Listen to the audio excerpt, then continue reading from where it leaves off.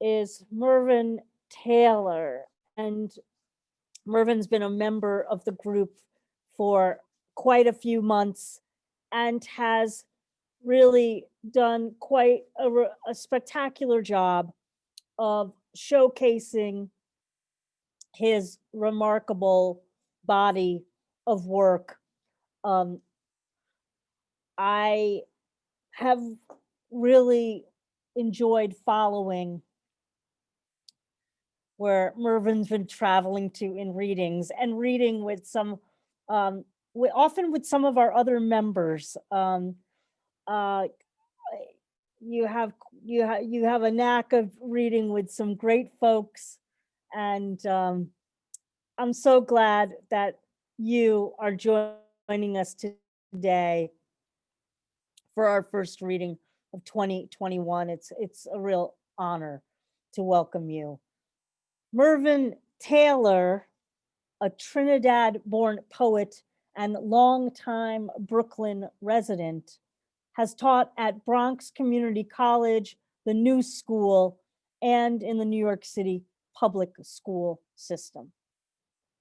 He is the author of 7 books of poetry, including The Waving Gallery 2014, and most recently, Country of Warm Snow from this past year, 2020.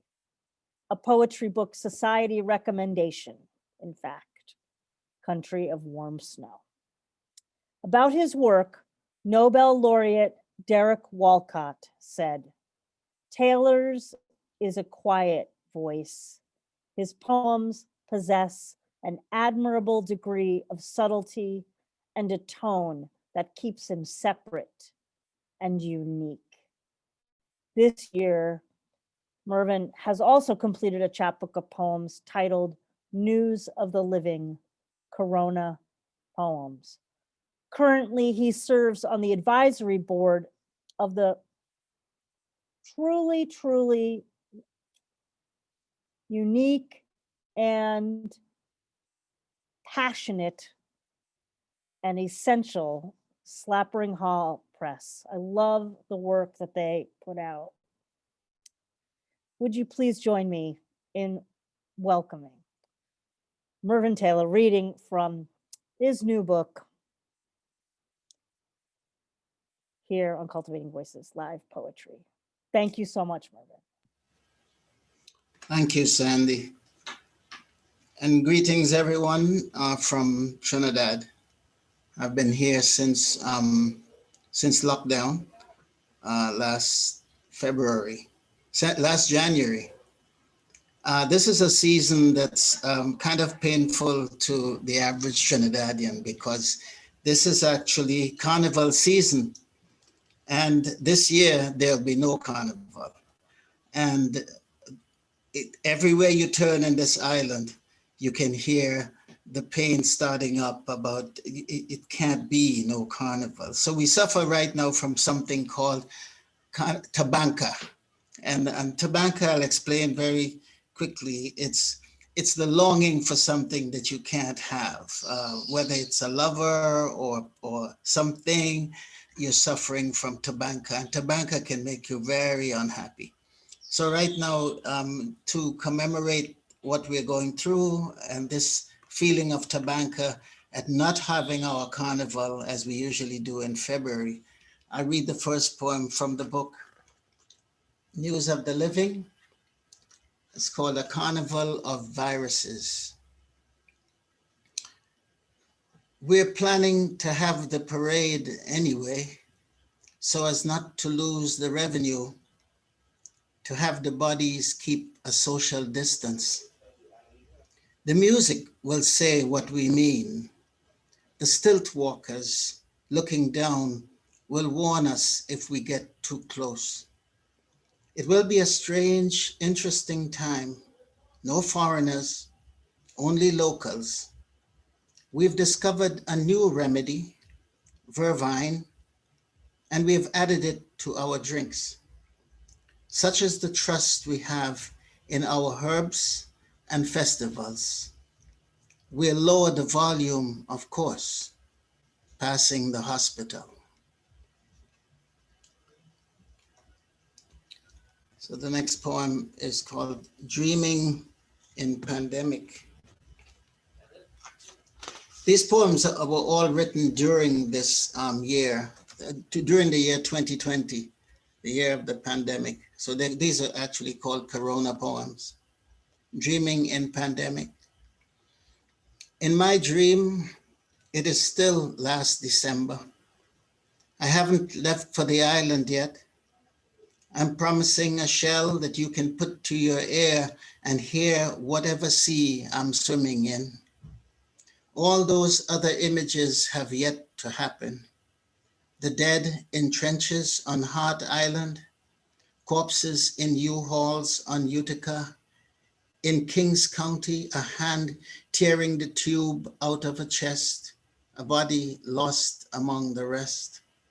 It is not yet spring. There are snows to come in drifts, the homeless in shelters. And there are planes idling on the runway, waiting to take off for beautiful places. The bat not yet having flown across our range of vision. You sending me one last kiss. Dreaming in Pandemic. I read a poem called Epilogue. It's the last poem in the book, added almost as an afterthought. Epilogue. On an asteroid called COVID-19 came riding the figure of a man named George, which, when it hit, opened such a crater in the conscience of mankind that the protesters are marching still. The roads they travel littered with the statues of men whose fortunes are being rewritten as ill-gotten. Claims they used to bind others, now yanking their likenesses from their pedestals. George, his eyes focused on the feet of onlookers, called to a mother dead 2 days to the year. Dead 2 years to the day, while a world all alerted to his cry, awoke to the fire seen from every window. An asteroid aimed for the earth did not miss this time, opened a hole in the heart of Minnesota that lies smoking like a barbecue pit on the 4th of July, around which folks, having lost their appetite, seek to rescue George from the flame. So those are from News of the Living, the Corona poems. I'll read some poems now from this book called Country of Warm Snow. And even though it was a rough year, 2020, I am grateful to have had 2 books come out during that time. So the first poem here is Children of the March of the Children.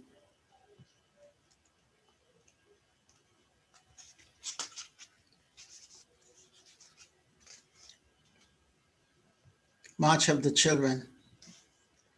There are many gods, God of sunlight, God of the brook, God of night, God of rain, God of the child who comes to see what I am doing, God of the mother who cries, leave him alone, God in the sulfur of the match, God in the ashes, God of silence who lets only the crickets chirp, God who places antlers on the deer, God of ivory and of wood.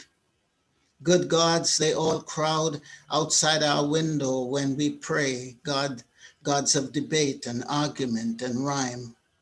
The gods of fire, less inclined to talk, lest they cause conflagration. They come in answer to our children's prayers, since it is not the usual call for sneakers or toy, or for a boy to like me, or for longer, thicker hair, but for an end to war, for God of mongoose to stop it from killing a snake, for Nancy to stop telling stories, the schoolyard today empty as if everyone had a fever, the God of islands pushing them all together like deaths, so the children can copy from each other the lesson on disobedience, on when our children are no longer ours. So they are free to leave home in a dinghy and paddle till all the boats are met in the ocean of plastics, and from there proceed to the giant oil spill and the ice that melts like ice cream, while we keep saying no, it was the other God we meant, the one who fixes what we break, the one who has no designation but to see about us fools, God of enigma, God of folly, God of cars that drive themselves, God of ducks and deer crossing the highway. Have mercy on them, on the children as they feed us in our dotage, wipe our mouths, our behinds, our slates clear of wrongdoings, shame and misdeeds. Our money God, the last to come, the one who called for children to be put in cages, that ungod. Here's a poem for my brother who passed away about 2 years ago, who was a boxer and whose skill as a boxer I really envied. I wished I could have his courage and his attitude to life. He's a funny guy too. The Fight, for Keith and the Answer. The ad at Barclays Center is for a fight between Deontay Wilder and Luis Ortiz. And I thought you guys would have liked to catch this, arguing who had the uppercut, who had the better swing, that against Ali, neither would have stood a chance. These are the delights of the fight game, the lacing up of the gloves, the referee, the ringside crowd. The sign has me thinking now about how Ansel must have gone headfirst down those basement steps, his grandson yelling, "Get up, Grandpa, get up," the way we call for the champ to get up, while the corner man who knows better says, "Stay down, son, stay down." I bet none of us would have won. If you hear a lot of barking and background noises, those are my neighbor's dogs. So I'm sorry. I'm sorry. Yeah. Okay. So that's the fight. Here's a poem, My Father's Jacket. Actually, the entire book is dedicated to my dad. My father's jacket hangs on a line outside on a day when it is snowing. The shoulders are soon covered with white, his body absent between the lapels. It is how I dream him in this place where he has never been. I speak to his shadow, his scent strongest at the times I am idle.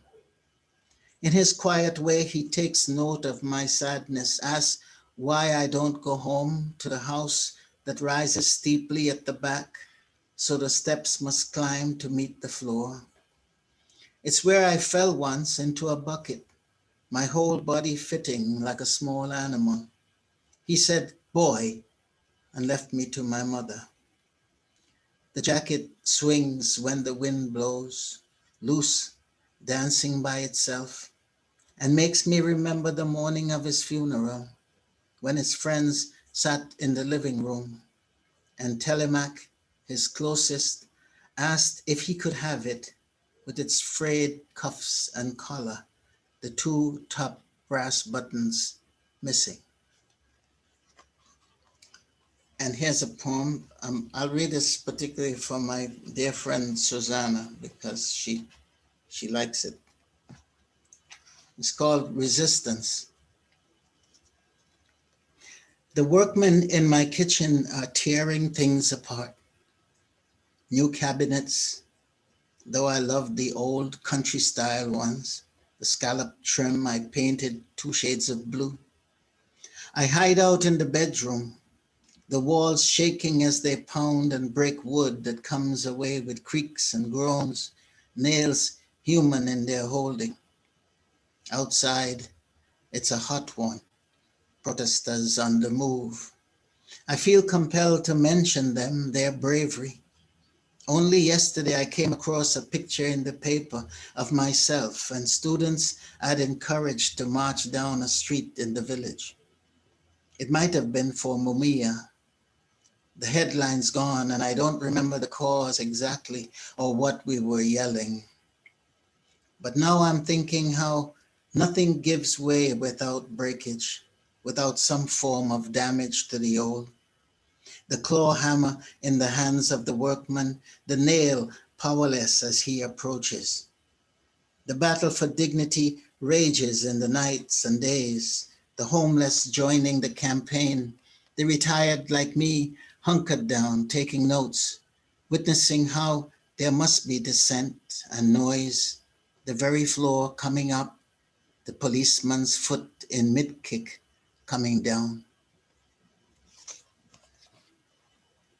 So I think I will read just two more poems quickly. 68. This is a poem. I can just shift my chair a bit. The sun is just seriously in my face. There we go. That's a little better. Okay. Beloved, for Toni Morrison. The day you died, two deputies led a black man into town between their horses. Spectators lining both sides of the street, recalling the days paterollers brought runaways back in chains, the clanking heard long before the captive appeared, like this man, limping, the rope round his wrist tied to the pommel of one of the saddles.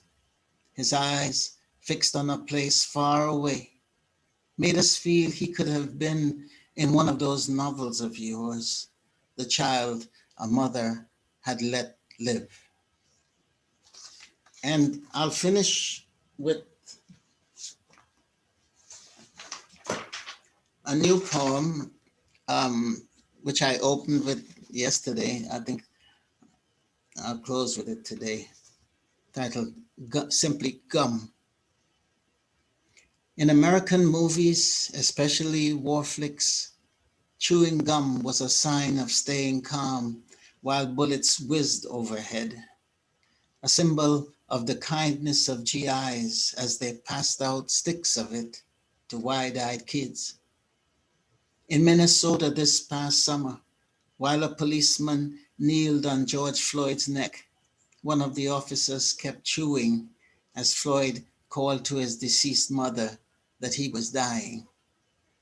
And recently, after they broke down her door, police handcuffed a naked woman who kept repeating, "Wrong house, you've got the wrong house." One of them chewing as she stood, tears running down her cheeks into the creases of her skin. And when the sergeant put his jacket over her shoulders, it didn't cover her properly. They could still see how dark she was. She'll always remember their faces, especially the one who never stopped chewing, who never once looked away. Thank you so much. Thank you, Sandy. Thank you.